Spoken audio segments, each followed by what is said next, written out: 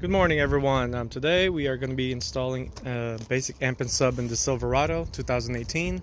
Um, I chose to use a line-out converter with the remote turn-on.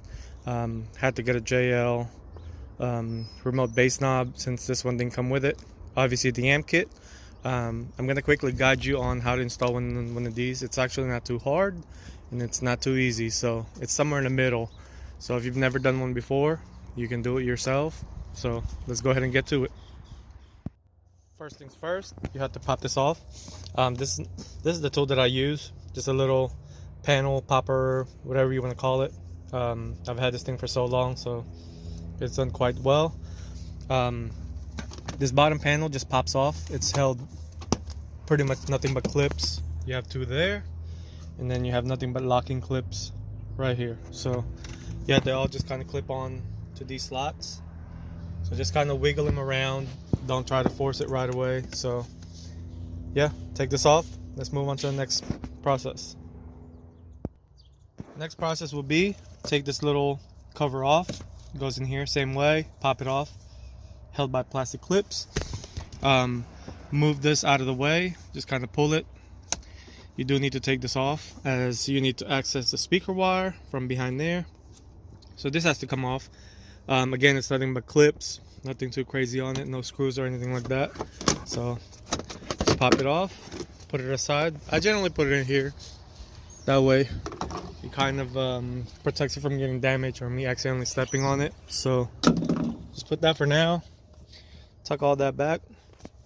The plug is right here, so that's where we're going to be accessing the speakers. So I'm going to show you how to test that. Let's move on to the next step.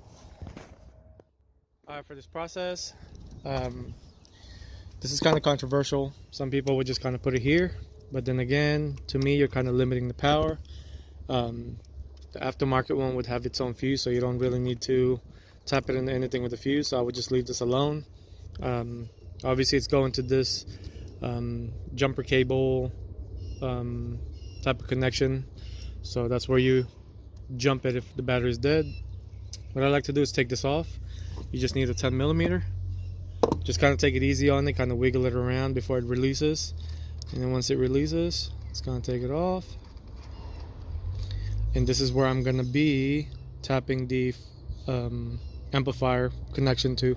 So because I try not to mess with these, because the moment these things, you take it off, it loses its tightness, so I'm going to leave that alone. This one, it's kind of easier, so just drop it here, make a little slit right here, that way the wire will go through. Let's go ahead and do that, show you what that looks like. First things first, you kind of have to place your wires where you want it to be. This is just temporary. There's a little kind of nub in here that I cut off and cut a little slit. On the other side of this grommet, it's an open end, so just cut a little slit right here, slip it in and kind of wiggle it around. It'll protrude from the other side. Don't try to poke it. You kind of have to make sure you don't poke the wires in there. So just kind of feel it a little bit with your finger, and so you can get an idea on where you're going to insert the wire, because if you do damage this harness, it's going to be a not so good day for you. So just kind of be careful on that. I already got everything ran right there. It's all going to be loomed once I'm all done, and I'm going to run it along with this harness. So yeah. Now that you have the power wire ran, the next step would be to take this off. Just use one of these, or if you have a flathead and that's all you have, just put a tape on it so you don't end up scratching these. But I recommend using a plastic tool. But anyway, just kind of start off from the very bottom, start lifting it up slowly. This will pop off. The fuse that we're going to use is the number 2, which is the SEA RAT 10 amp, which is this right here. So you're going to use that as your remote turn on. I will need to get the tap a fuse inline deal so you can see what that looks like, so you don't kind of tap it in a ghetto way. You kind of want to do it professional way. Looks better, performs better, and it's a lot safer than just putting the wire right here like I've seen before. But that's the next step. Go ahead and do that. So the tap, add a fuse, piece, you're gonna need the micro number 2. This is kind of different because the legs are closer together. The normal ones are kind of apart, so just make sure you get the right one, as you're gonna see how close they are. So go ahead and put your original number 10 that came out of it, and then put another 10 to protect the amp. Like I said, it goes on this location above this first number 2. So just go ahead and insert that. Make sure it's there, tug. There you go. Not coming off.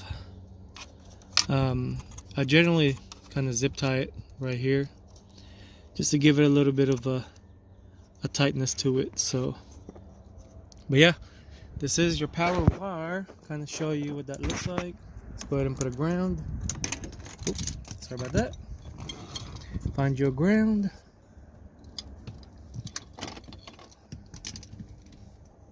This ground is not trying to hold on. So there you go. Test it out. Put the key in. You can see when you put the key, shuts on and off. Start it. That's what you need. Well, that's your add a fuse. Move on to the next step. Alright, for this particular step, this only applies if you have a JL audio setup with the remote bass knob that looks like this. I ended up mounting it here, that way to kind of blend in a little bit. So this just pops off the same way as the side panel. Just have a couple of clips. I'm just kind of testing it out, so it's crooked, I know, but it will be sitting behind it. So it does kind of look good in there. It kind of blends in, so it's better than reaching over here. So I kind of have to work with what I have. I didn't want to drill anywhere else, especially in the dash itself. So this is the best next thing. I just use a step drill bit. Like I said, this is only apply if you have a JL system. It does not apply to anything else other than JL. But if you do have a knob like that, you just have to drill a hole, but don't go too big, just enough for that thing to go in and tighten it up. So far I like the way it looks. Let's go ahead and move on. So I got everything put back on. As you can see, fits well, no issues. Just go ahead and start zip tying everything to kind of secure them in place. Secure it just about right here, because you're gonna have to start moving everything around. But so far that's what we got, and that's done. Let's go ahead and start running all these wires. The amp will be mounted under the seat, so you don't have to run all the way to the back. So now we're gonna go ahead and test the speaker signal for the line out converter. All right, we are on the line out converter side process. I know a lot of people have their own different way, but I did check this already, and this is how I do mine. When you do your line out converter, I do always test it instead of just tapping it and assuming that that's the wire that you need. The wire that you will need is, the positive is the green right here. So you can see right there, the red one is already in it. And then the negative would be green and black. So that's your speaker wire. This is how I do mine. I have a little tweeter. So that's kind of how I know that that's the right speaker wires that I need, just to kind of give it a test. Like I said, a lot of people don't do it this way, but this is how I do mine. So if you want to follow it, that's fine. If not, do it how you desire. But like I said, the green wire is the positive, and then the green black is the negative. Here's a focus for you. Go ahead and tap that. That's your line out converter signals. All right, I'm getting ready to put the line out converter. This is how I do mine. I generally don't use these T-taps, but for this particular install, I didn't want to take the door harness off and all that. Some have all the time, but you can do it this way. But this thing works just fine. You're gonna need some strippers. Some people just kind of crimp this on the wire and kind of do like a blind process in hopes that it'll cut the wire and make a connection. The way I do mine, I strip it a little bit. As you can see, the wires are pretty much showing, and then I insert, let's see if I can get it to you. You can see right there. And then what I'll generally do is push the wire down so I know it's actually in there, and I know it's making a good and perfect connection, so I'm not doing it blindly. So, but like I said, some people just crimp it, hope for the best. This is how I do mine. So if you are feeling like you want to follow it, that's fine. If not, do it however you desire as well. So yeah, these are the two wires. The negative is the green black, green is positive. I just kind of wanted to show this again. As you can see, it's making full contact. It's directly on the wire itself. So like I said, that's why I strip it first and then put this in. That way I know for a fact that it's making the contact. So I have everything mounted. I just zip tied it there. That way it's not rubbing onto anything. So just kind of secure it. Run the RCA down there, just to the side of the airbag sensors or the airbag assembly itself. That way it's not getting in between when you do this. So it's just on the side. So we're gonna go ahead and start running actual wires underneath the seat, and I'll guide you on doing that and show you how it's supposed to be done. So I'm sure you're gonna notice that you have such long RCAs and the bass knob. There's a convenient location down here, so I kind of tucked everything in there, so just in case the radio gets replaced and the RCA needs to go back to the radio, it's pretty much ready. All the wires are tucked in underneath, running along here. So I'm gonna go ahead and start running it under the seat, and we are getting closer and closer to completing this job, but hang on to it, we're almost done. Alright, for this process, just kind of run everything under the seat. Everything is kind of loose for right now. I already got the cover back on. There'll be this separation of the carpet, so that's where you're going to be running all your wires. Just cut a little slit right here. So far I have everything kind of loosely in there, so you know how long you need to cut the wires and kind of place them in there temporarily.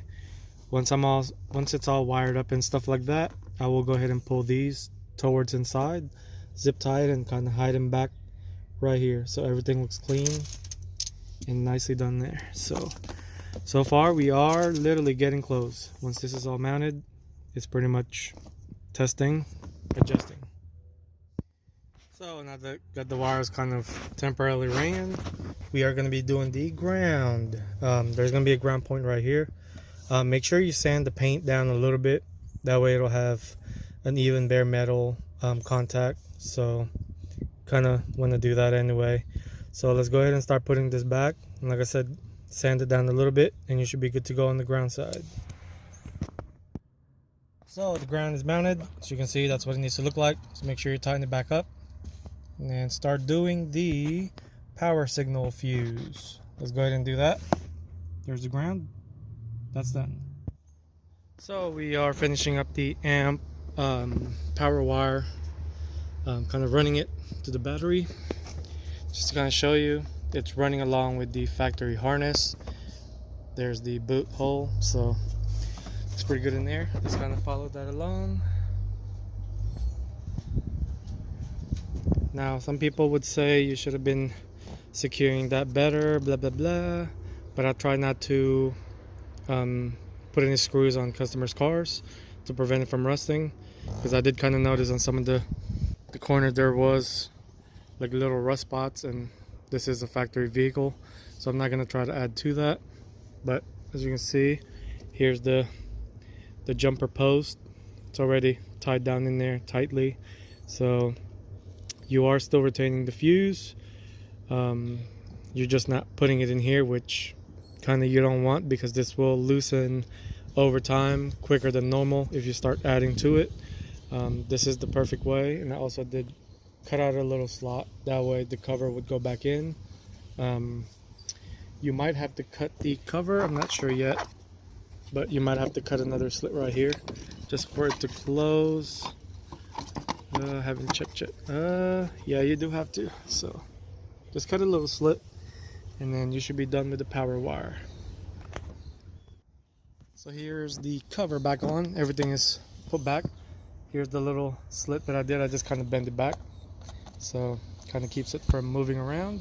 So the power wire is done. So it looks like we are ready to test the system. Let's go ahead and turn that on, and let's see how it sounds. So here we are in the testing phase. I know some people are going to say that, yeah, this is not the way to mount the box, blah, blah, blah. This is what the customer had for right now, and this is what she wanted. So I'm just giving what she wants.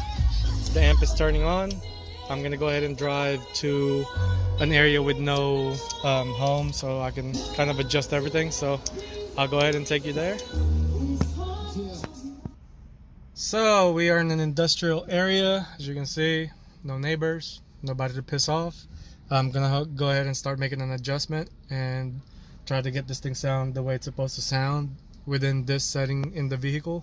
So let's go ahead and do that. I'm not gonna be posting any videos of the music and all that stuff because, as you know, YouTube will flag it and mute it. So overall, everything is not too hard. It just takes time, but as you can see, even you can do it yourself. So if you want to attempt it, more power to you. Like I said, this is just the general idea. If you don't feel comfortable doing it, you can always take it to a shop. But overall, hopefully you learned a little something today, and that's it for this video. I will say this JL sub sounded pretty good. So like I said, I'm not gonna put the music on, it's gonna get flagged, but I got everything adjusted, and overall it sounds pretty good. So I will post the link on the model number of the sub and the model number of the amp if you're interested in this setup. If not, you can get whatever you desire. But like I said, this came off from the owner's original vehicle, so that's why the box is like that. Came off of a Camaro. But anyway, that's it for this video. Please subscribe if you have any questions. Leave a comment and I will try to help you out.